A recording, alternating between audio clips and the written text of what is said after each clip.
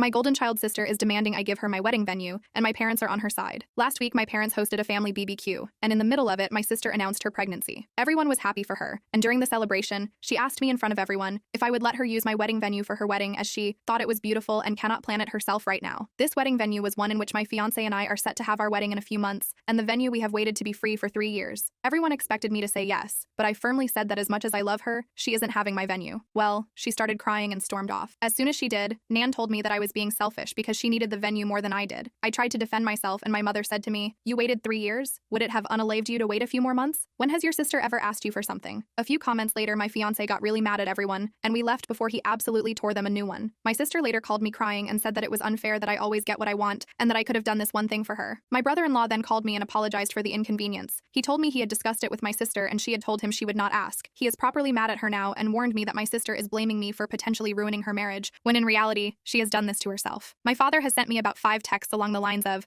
"I hope you are happy your sister hasn't stopped crying since yesterday." My fiancé and I have decided to boot my sister from the bridal party and replace her with my aunt, who is the only family member that took my side. We have not decided whether or not we will invite my family as a whole. Furthermore, my mom took it upon herself to tell on us. She called my fiancé's parents and told them that it would be best if my sister gets it because she is pregnant. My future father-in-law told them F off and basically ripped my mom a new one for expecting something so ridiculous and that they were going to lose me if they keep playing favorites. So my mom is now crying too and saying that my father-in-law is a buttface. This is just getting so pathetic. It seems straight out of a bad soap opera. My in-laws are driving to us currently with some supper and wine and basically told me to not worry and that no matter what happens that they will be my safety net. Update 1. My sister kept berating me about the venue and she said that I was being unfair, that she is family and that she asked nicely because she loves me. She sent me a huge text about us being family and how I should have her back and not be so selfish. The only text I sent back was this: "I am sorry that you perceived it that way. I am sick and tired of bending to your will. My whole life I have been your servant and your doormat. Remember all the birthdays I had to share with you because you would throw a tantrum because you didn't get presents? Or when you cried so that I would fill out job applications? For you because you were literally too lazy to write your own CV? And mom supported you in doing that. But the thing that has hurt me most till now is when you ruined my graduation. Remember how you said it wasn't unfair I was getting the entire spotlight and you wanted in on the celebration? So you took it upon yourself to wear the most expensive dress our parents could buy you, how you made a cake for yourself and hung up balloons for yourself too, insisted to be included in every picture I took. I am done. I admit that I also spoiled you, but I will not any longer. If you want to marry so badly before your baby is born, then you could look at a different hotel that offers last-minute weddings. I have spent too much time planning my wedding to gift it to you, and if you want to ruin our relationship over this, then go ahead. I will sleep sound and safe knowing that it wasn't my fault. She only sent me a "wow, you must love me so very much," and blocked me. She unblocked me this morning to send me this: "Wedding planner. Hello dear, I got the message from your mother and will proceed with the rebooking of the venue on the spot. However, this will have extra costs as we have to change the names on the contract.